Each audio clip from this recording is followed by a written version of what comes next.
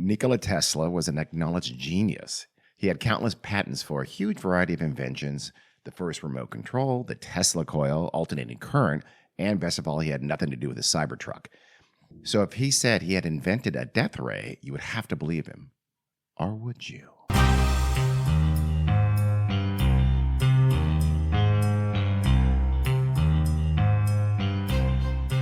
Hi, everyone. Welcome to the Weird World Podcast. My name's Carrie. I'm Dean. Hi, Dean. I sound husky because I'm Dean's sick. ill. I got him sick and I sound great. I That's sound fine. super unfair, but it's true. Okay, well, we're going to talk about a death ray? A death ray, Tesla's death ray, a very famous death ray. Huh. Probably the most famous death ray in the world, I would imagine, How many even though people- it doesn't exist. How many people did it kill? Oh, countless. Or none. Let's find out, shall we? Okay. So I'm not going to go into a whole biography of Nikola Tesla, which I hope I'm pronouncing that I like correctly. your saying Nikola. Nikola. We would just listen on YouTube to see how to pronounce it, and the person pronounced it had a thick accent, so that wasn't super helpful. Yeah. But I don't know, is it Nikola or Nikola? Well, Americanized, It's Nikola? it would be Nikola. Nick yeah. Tesla. We'll call him Tesla. He was born in Croatia in 1856. He got a degree in engineering, electrical engineering, and he eventually migrated to the U.S. in, I think, the 1880s.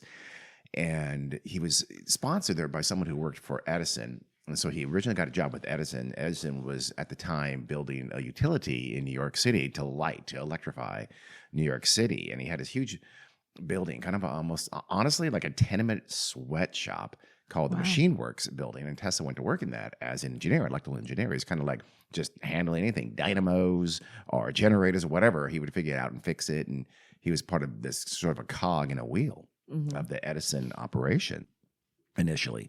He didn't like that a lot. So he quit after about only 6 months because he knew his own genius. He really did think, I'm way above these people. I have all these great ideas to do new things. And electronics are still pretty new at the time. And he Yeah. was all interested in things, not just, he was really interested in wireless applications of electricity as well as wired as well. So he quit after 6 months. Some people say he quit working for Edison rather, because he wasn't given a $50,000 bonus because he was promised it. If $50,000. What would that be? I know. That would be crazy. Some people consider that kind of apocryphal. Yeah, I don't But believe apparently it. there was some hard feelings, maybe. I could see. Yeah. I mean, maybe it was $100 Who bonus knows? or something, which Yeah. would have been a lot of money back then. But Yeah. It's no, like no hey, way 50,000. the first person here who can do X, Y, and Z gets something, and Right. he did it, and didn't get the bonus. It didn't get the Oh, the okay. money, so he quit.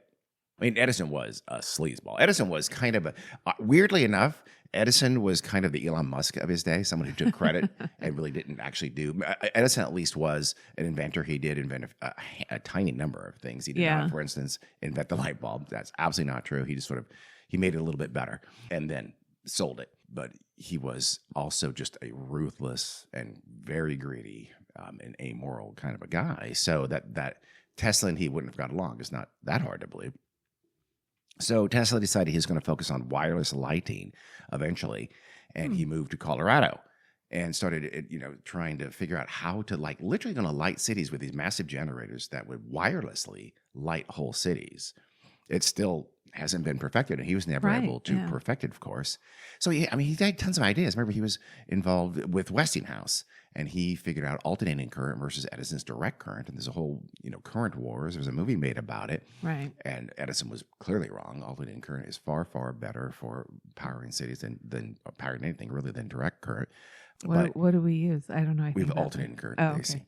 But through the 1900s and teens and 20s, he was dabbling in lots of experiments, and he had a lot of successes, but those kind of faded, and he started losing his backers. Back in the day, in the 1900s and maybe 1890s and somewhat along that, he was a celebrity. He was very highly regarded because he was a genius, and there were applications.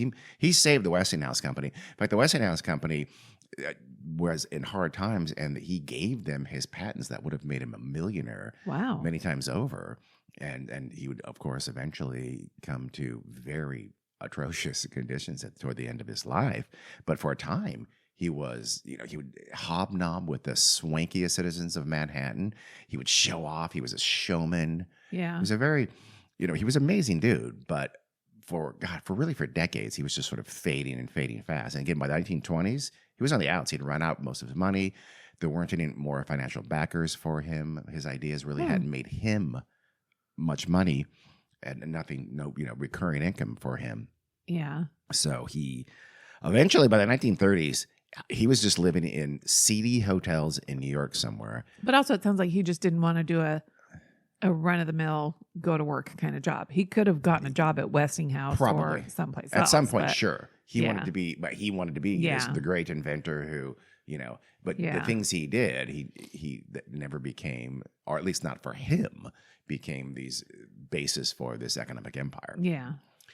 So by the 1930s, he's living very much hand to mouth. He would go into a hotel, live based on his fame. Like, he's Tesla. He must have somebody.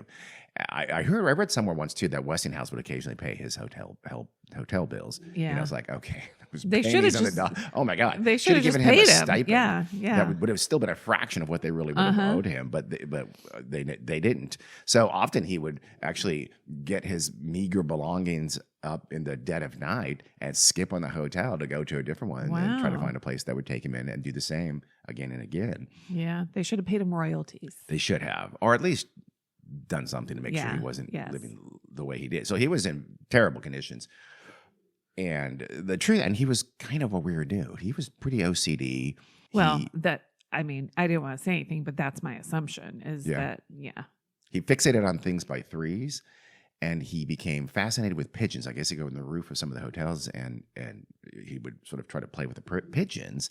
He actually became convinced that one of the pigeons kept coming back to him. It was a female pigeon, and that she loved him and he loved her. Oh, no. Quote, he loved the pigeon, quote, as a man loves a woman, and she loved me, end quote. That's not great. Goodness. No. As early as 1915, though, he said he was working on something he called a, quote, teleforce weapon. There's an article from the end of 1915, December 8th. The headline was, Tesla's new device, like bolts of Thor. The kicker said he seeks to patent wireless engine for destroying navies by pulling a lever to shatter armies also. Quote, impractical, he says, if Westerners plan to circle country with electric fire. I don't know if the last part has any reference to it at all. But he had said, I can think of this thing that, I can power electric energy in such a way that I can essentially create an invisible ray that would shoot some kind of a particle beam or something like that and knock out planes, destroy ships. It would protect a country like an invisible shield of a sense. And he talked about that again as early as 1915, as we'll see in just a minute. There was other people who were inventing things like particle beams, or so we would now call like a death ray, some kind of a ray gun, a laser beam of some sort, very early on. And Tesla was one of those, and the most famous of them for sure. But he kind of he went on to other things. Now we fast forward to the 1930s, and by 1934, he was at it again because he was looking for something that would grab the attention and get him some money, get him some financing, some investment. So he again claimed that he had made an incredible new discovery, a device that could kill from miles away with electricity. Sort of the same kind of claim was tried out again almost 20 years later. Yeah. There's a July 23rd, 1934 Time magazine article that said, last week, Dr. Tesla announced a combination of 4 inventions which could make war unthinkable. The nucleus of the idea is a death ray, a concentrated beam of submicroscopic particles flying at velocities approaching that of light. This is all from the Time magazine article. The beam, according to Tesla, would drop an army in its tracks, bring down squadrons of airplanes 250 miles away. Inventor Tesla would discharge the ray by means of 1, a device to nullify the impeding effect of the atmosphere on the particles. 2, I know it sounds a little, we'll see, but it was a little bit sketchy even then. 2, a method for setting up high potential. I don't know what that means. 3, a process for amplifying that potential to 50,000 volts. It might be 50 million volts. I'm not sure. 4, creation of a, quote, tremendous electrical repelling force, end quote. He had talked about how his teleforce, he said, it was based on entirely new principles of physics. This is from New York Times. That, quote, no one has ever dreamed about. end quote, different from principles embodied in his earlier inventions relating to the transmission of electricity. So he was really kind of gives this idea. It's something new. It's from me, Tesla. It's genius.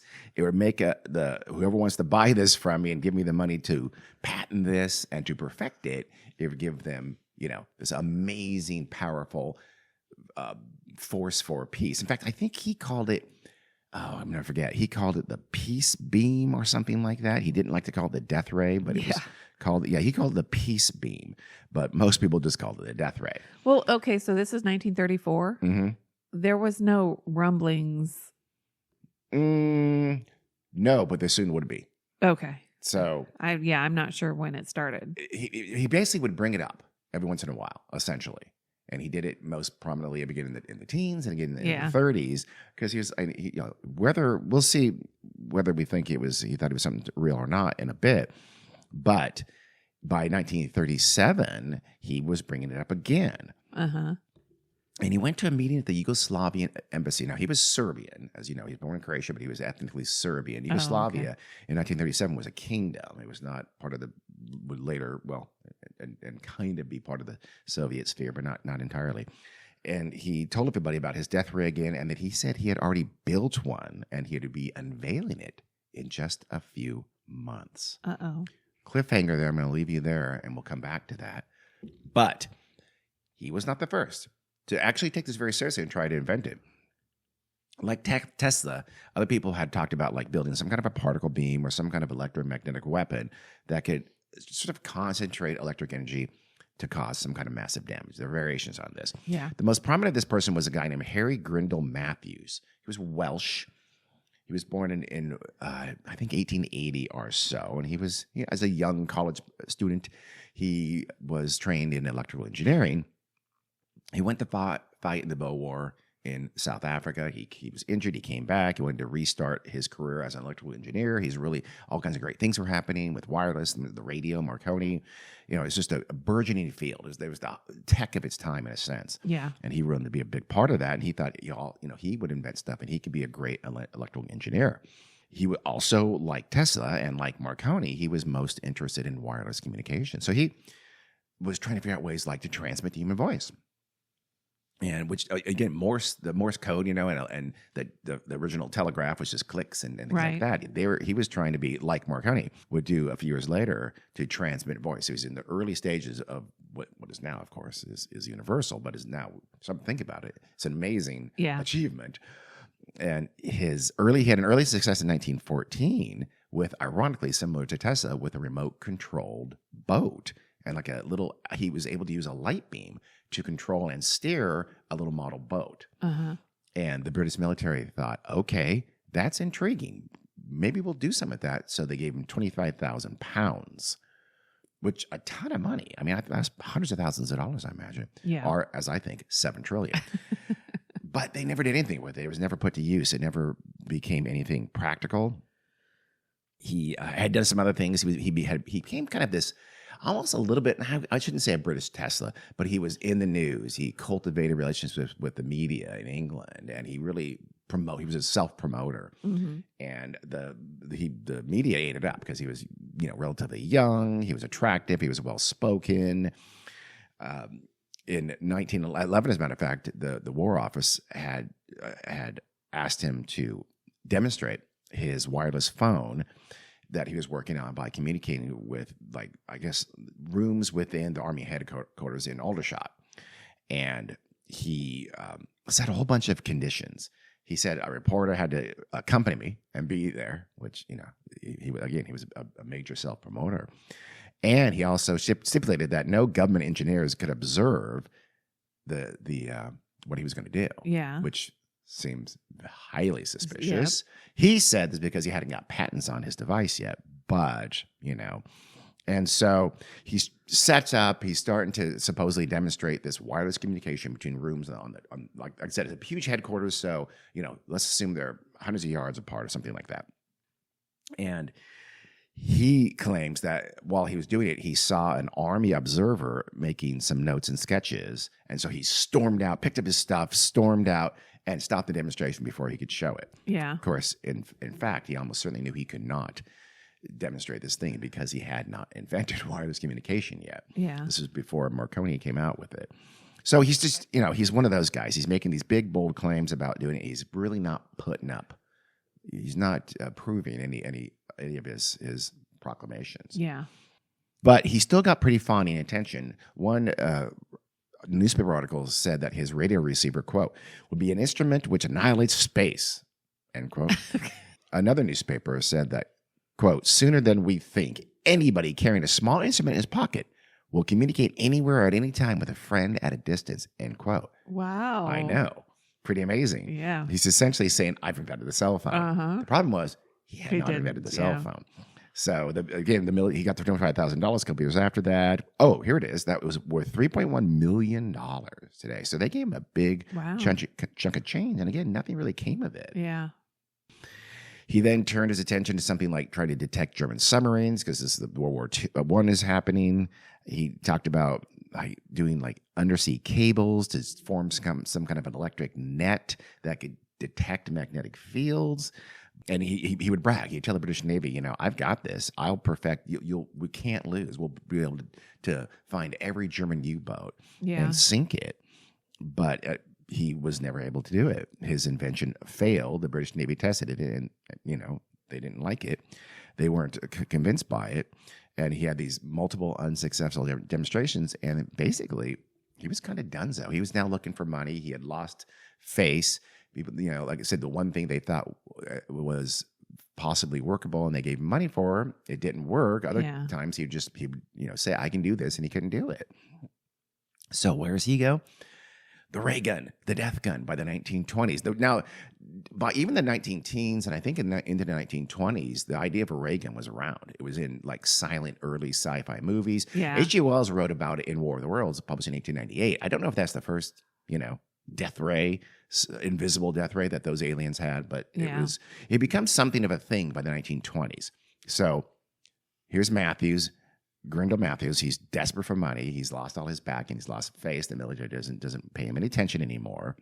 So he says, hey, I think I can invent some kind of a death ray and I'll get back in good graces with the military and find some of that cushy army money. So he still have friends in the press. In 1924, somebody in the media asked him, hey, what do you think about this whole, I guess Germany at the time was supposedly working on a death ray, some kind of a ray gun. And so they asked him about that because he was, this well-known, at least an electrical engineer. And he said, he basically used that as an impetus for, I'll invent a death ray instead. And so he tells the Daily Mail, oh, I've already invented one. I have a death ray, and it can bring down a plane or more. Wow. You just wonder, did he just on the spot make this up? I don't know. So the press loves this story. They write about it. He uses this to start raising money. And by this later in 1924, the military is aware of this going on, the British military. And again, they don't like him. They don't trust him. But it's like, we got to do our due diligence. So they go and ask him, can you demonstrate this? If you can, we're interested. Yeah. So he does the whole white lab coat and all that kind of stuff. And he in his lab, he does a demonstration that involved, what he said was a death ray. It was a canister about 4 feet long, about 20 inches in diameter. And it had some little appendages coming out of that. And he goes, okay, this is the death ray. I'm going to demonstrate it. And what he did was he remotely illuminated a neon light bulb held by one of the government observers. He was checking it out. Mm-hmm. And that's about it. Officials asked him if, he could move the gun, quote unquote, further away. Would it still work? But he just became kind of irritable and impatient and said, I don't have time for that right now. And I'm not going to do those other demonstrations that we just talked about. And again, he leaves in a huff. What he did was something that was, I can't remember what it was, but it was something that was not anything special. It was a well-known little application of light beams to just light a neon ball, neon. I remember that Tesla coil would zip around in the air he did nothing that hadn't been done for years by that time. It was, he thought it might look impressive to these, I guess, non-engineers. Yeah. He did apparently he activated an electromagnetic field, but to excite the gas in the ball, but that's it. effectively, it was a parlor trick. And he thought a parlor trick would convince him that I have a death ray. He was wrong. The government agent said, we're not impressed. Yeah. We're not giving you a penny. And that was pretty much the end of Harry Matthews' attempted inventing a death ray. And that gives you a little flavor of what death ray technology was like in the 1920s and the 1930s. When we come back to 1937, when Nikola is attempting to sell his death ray again. Now, he's in New York. By this time, he really is living very much. He's in that period of living hand to mouth, of chucking from one seedy to motel or hotel in New York City to a worse hotel somewhere else in the city. And he goes to that Yugoslavian embassy and he gets some attention about bragging about this death ray that he's invented. He's going to show it in a few months. Then he gets hit by a car while he's crossing the street in Manhattan. He's not killed, but he is hurt. And he kind of, he really never fully recovered. His health was always already kind of bad. He's an old man by now. Yeah. He's born in 1856. But he, is at that point. Now, I don't know if he's an invalid, but he was in poor condition. But still, he's talking about his death ray. He says he can shoot ions up to 270,000 miles per hour. And that these ions would, quote, create such tremendous energy that will bring down a fleet of 10,000 enemy airplanes at a distance of 250 miles. He's making many of the same claims he had already made. He called it, some of this quotes might be from earlier, but he called it an invisible Chinese wall for every nation, at least every nation that licensed his technology. The way he did it, he said, would be pump high-velocity air into a vacuum chamber with his Tesla turbine, which was an invention that he had, was a useful invention. He had one of his patents. And that it used disc rather than blades to generate this power. And by keeping one end of the chamber open to the atmosphere, it could, I guess the gun would sort of harness the energy to shoot out a massive beam of light or electromagnetic energy. The problem was it required a massive amount of energy, and it was wholly theoretical. There's no evidence that he really did invent a death ray. Yeah. But that didn't stop people from hoping that he did, especially because now we're getting into the late 1930s. Yeah. And even though he went to a lot of government agencies and other people, he asked for just asking for money, and he didn't get any. He did get some money in 1939, $25,000 from the Soviet Union. Oh. But he was never able to produce anything for them, and that sort of just fizzled out. And then World War II starts, and that's that. So World War II starts. He's very sick. He's basically become a recluse now. He's a hermit in these different hotels in not great parts of Manhattan. Yeah. In 1943, he was on the 33rd floor of the New Yorker Hotel, which was near Penn Station, and he had a "Do Not Disturb" sign permanently on his door. He didn't want to be, bothered by cleanup. Can you imagine what the state of his room was like? On January 8th, a maid said, "Enough's enough, man. We got to go clean that up." I don't know if smell was there. I don't know. But she said, "Forget it. I'm going in." So she ignored the signs. She let herself in, and she found him dead. Oof. He was entirely naked except for his socks. He was 86 years old. Aww. And now people started thinking, well, didn't he talk about inventing a death ray? Didn't he say he already had a death ray? We know that seems a little far-fetched, but this is Nikola Tesla we're talking about. Did he really invent a death ray? No one knew if it was real or not, but this is the middle of the war. If they can get something like that, it could be a breakthrough. So people started thinking about it. The Yugoslavian ambassador to the U.S. at that time was, ironically, Tesla's nephew, Sava Kosanovic. And he had actually got his job based on his famous uncle. Wait, did they find any papers or plans? Oh, okay. That's exactly what we're getting to. Okay. So Kosanovic was in New York at the time. He was stationed in New York in 1943. He heard about his uncle dying. He rushed over to the hotel. Yeah. Because he knew that Tesla had supposedly this black book that some of his greatest ideas that he had kept secret. He's a very secretive guy. He had been kind of ripped off in the past, so not without reason. He had to get a locksmith to crack open a safe in Tesla's room. He thought, okay, here's going to be the good stuff. Yeah. So he gets the locksmith to open the safe. He says, "I'm his nephew. I've got the right." Yeah. And inside, he found some honorary degrees, a gold medal, and a memorial book from his 75th birthday. And that's it. Wow. He did not find any black book, anything like that at all. It was all pretty innocent. Well, the FBI hears about this. The U.S. government hears about this. They didn't know whether or not Kasanovich was a spy. There's a lot of I'm not 100% sure who the government of Yugoslavia was in 1943. It was invaded by the Nazis, by Germany and Tito, who would take over the Yugoslavia, the reform Yugoslavia after the war. So I don't know if it was Tito's communists, his partisans, or who it was that was officially recognized as the Yugoslav government at the time. But the U.S. government didn't trust him entirely, as they thought he might be a spy. So, and they were thinking about even arresting him for burglary. So what they did is they came in, they swooped in, and they said, listen, the Office of Alien Property was a thing. They had an Alien Property Act where they essentially said, we can take everything from aliens on our soil. Yeah. And so they did. Yeah. They found a storage unit in Midtown Manhattan. They took everything. Turns out, in fact, that Tesla is actually a naturalized U.S. citizen. He was not an alien, so legally that they couldn't have done that, but they did it anyway. Yeah. And so they got a bunch of his stuff in this storage, and they weren't sure what it was. So they were thinking death ray for sure at this time, or at least something that was useful. So they said, let's get some experts in here on electrical engineering, right? So they went to MIT, and they got this big highfalutin professor at MIT, and he brought in some of his help. And they went and they started looking through and studying all of Tesla's papers that the United States government had seized. And again, remember that story? It wasn't that long ago. Just a few years ago, there'd been these stories of Tesla invented a death ray. So they were pretty eager to see what was what.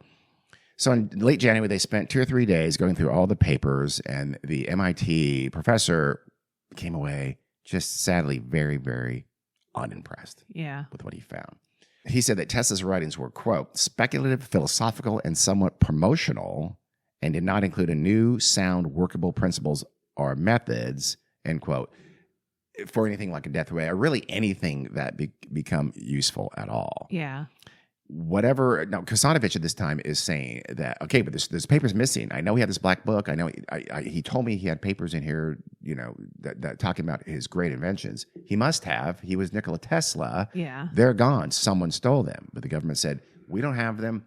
Yeah. So if they're missing, if they were real, someone else took them, or he got rid of them, or you know what? Hint, hint. They may have exactly. Yeah. More promotional. Then Kosovich, or the U.S. government, I'm not sure, gets word from a different hotel just a few blocks away where he had earlier lived. Remember, he was living in lots of hotels. I was going to say, maybe he just left it somewhere. So that hotel said that, hey, we've got something from Tesla in our vault. It's a package. We've never opened it. Yeah. He was keeping it for safe, keep it in our vault when he skipped our hotel and didn't pay his bills. We still have it. For some reason, this was associated with the death ray. Some people thought that package, inside that package, is the prototype for his death ray. So the authorities go to the hotel manager. He opens the vault, and he apparently thought that it may have been booby-trapped. So he's scared. The rumors were that, again, Tesla was very paranoid. Yeah. Did he booby-trap the vault, or at least even the parcel, or the package? Yeah. So he opens the vault, thinking, am I going to get exploded here? But he doesn't. And inside was a little cabinet. I'm not sure what this vault looks like exactly. I don't know, but it was a little cabinet inside that belonged to Tesla. And inside that cabinet, in turn, was a brown parcel paper, like a package. Now they bring in that MIT physicist and say, you need to look at what's inside that package and tell us, is it a death ray? And you open it because we're afraid to. Absolutely. And So the MIT professor gets there, and the hotel manager brings him aside and says, I need to give you this. It's a note from Tesla that he left with us. The note said that inside, Tesla said it was a prototype worth $10,000. And he said, if anybody opens this, it's going to explode. Oh God. It was not me. So there was reason to believe that Tesla was booby trapping these things. The hotel manager and his staff clear the room. And the physicist from MIT is like, okay, do I believe that? Yeah. Do I open this package? It is wartime. He's doing his part. He's too old to fight the war, I guess.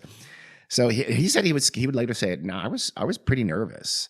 But he just thought, no, Tesla would never do that. He's just being, he's just warning people away from trying to steal his stuff. I can't believe he was that paranoid.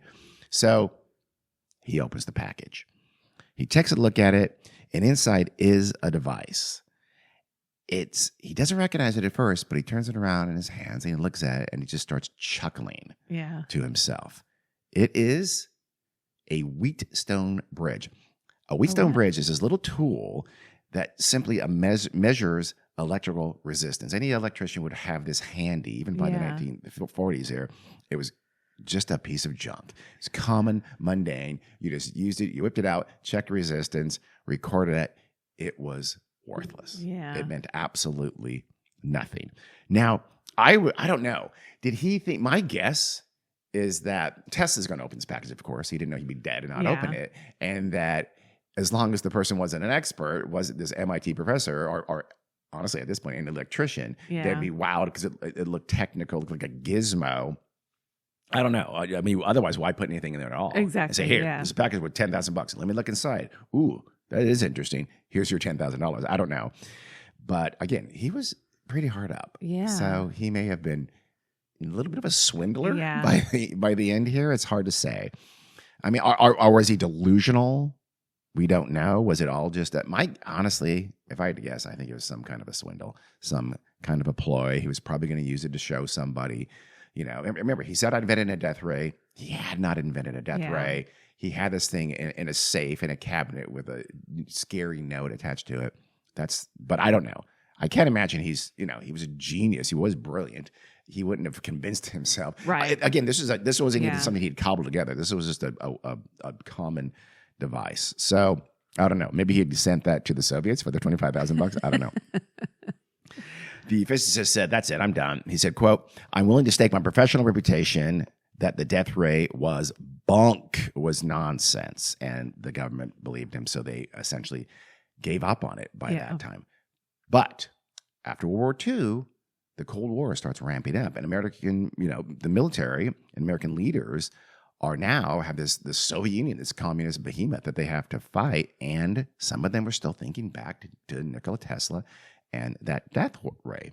So some of those folks even sort of convinced themselves, okay, maybe that is real. Maybe there was something there. Maybe that Wheatstone bridge wasn't it, but maybe he did invent it and we haven't found it yet. Or we haven't found the papers. That black book his nephew said is out there. Maybe it is out there. Maybe someone else got it. Maybe the Soviets got it. We don't know.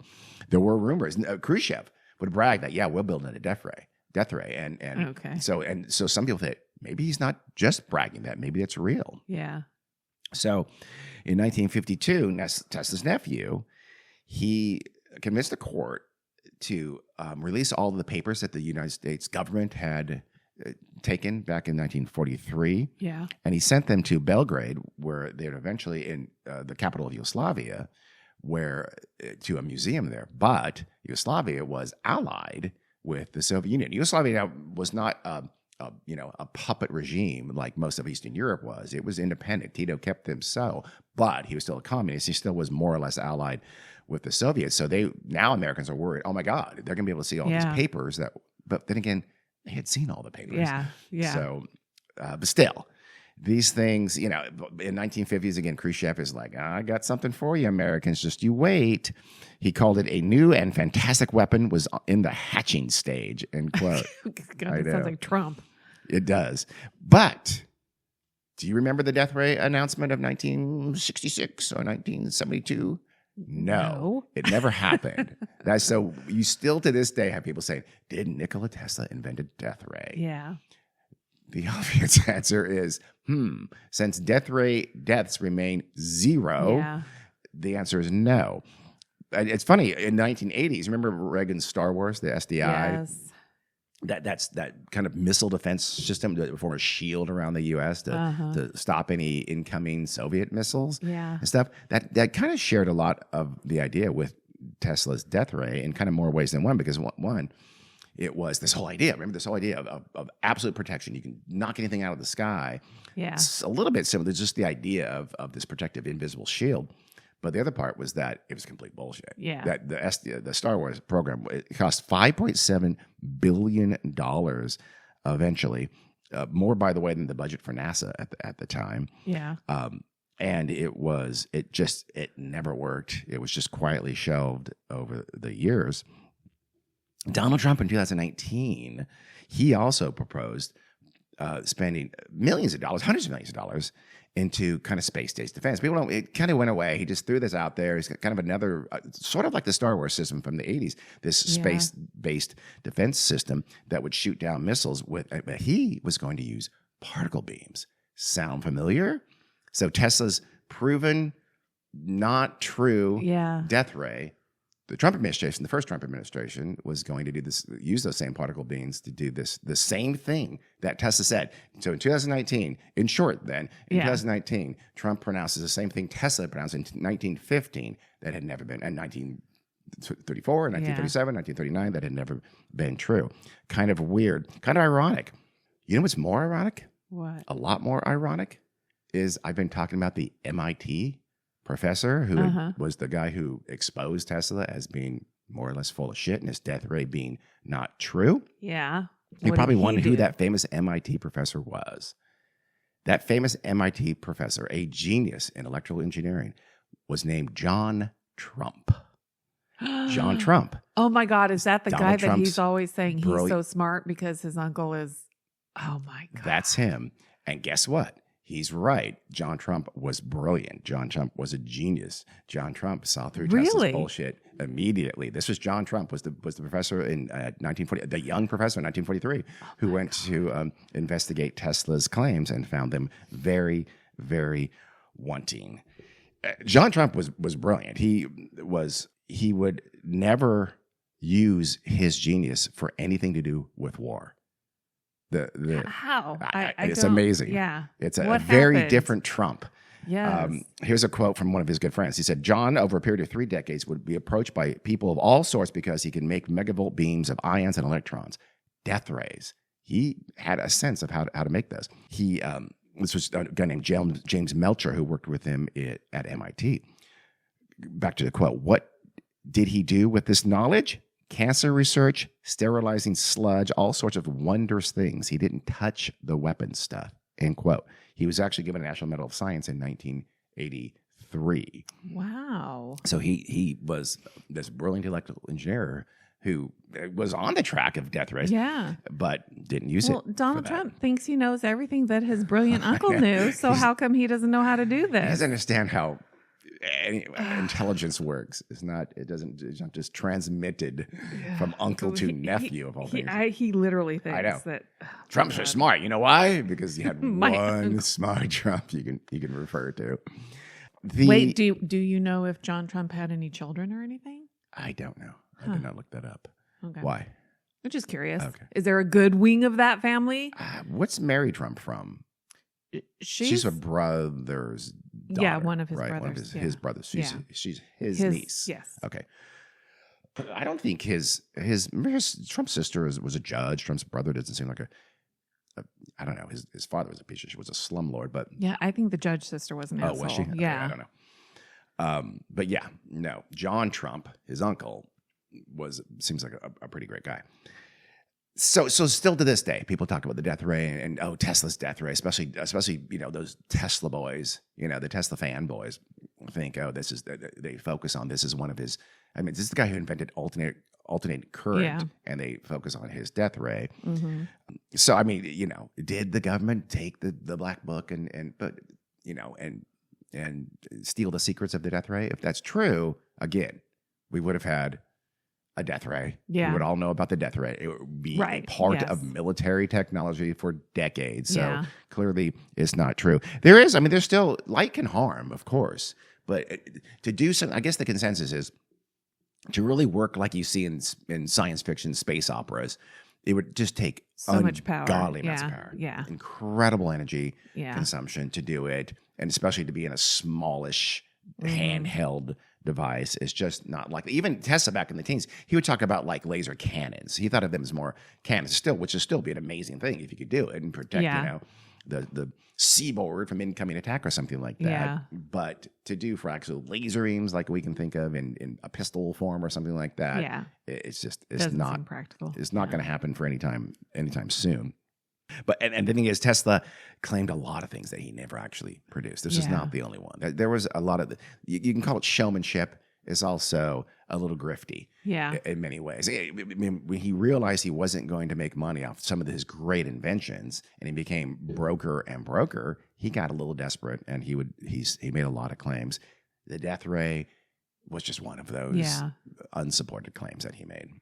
Even now, there are people. I just saw some article that what got me on this was I've heard about the death ray for years ago, but what got me on this was this. I'm not going to go into it in depth, but this scammer dude who has this, he works for some university or something like that. All you need to know has claimed that he's invented through finding secret Tesla papers. He's invented a death ray or something like that. Okay. He's just he's on social media or something like that. It's just it's a grift for sure. Because there is no death ray. Sadly, we don't have Tesla's death ray. Sadly? Question mark? Probably not so sadly. Probably not, but it is something that you will see about. You will see in the, I don't know what to call the alternative media. I don't know. Tesla has become increasingly kind of politicized, sadly, which is unfortunate. But you do see that it seems like people who want there to have been a death ray are the same kind of conspiracy theorists who are doing a lot of the other stuff too. Yeah. I wish there was a Tesla death ray, but there's not. Do I wish that? Yeah. Do you? I don't know. I'm just torn said on we were that. glad that there was a word. You can tell I'm a little bit. I'm torn. Loopy? Oh, no, not well. Yes, I'm under medication, but also not sure. So, if you have invented a death ray, please tell us. We'd love to have you on the show. Maybe not. Carrie's against it. I'm waffling. Yeah, I'm with John Trump. I'm not going to use my genius for any kind of war. That's very kind of you. Okay. Well, we hope you enjoyed the tale of Tesla's death ray. Yeah. Interesting. I'm not a engineering / electricity kind of person. I don't really know how anything works. You're being a little bit modest here but you've chosen not to use your genius. You just were clear about that. You can do these things. I didn't say my genius was in electricity. Oh, got it. What is it in? I can't divulge that. That makes sense. Top secret. People will come after you. Yeah. So if you enjoyed that, we hope you did. Please listen again next time. Thanks for listening. All right. See Bye. ya.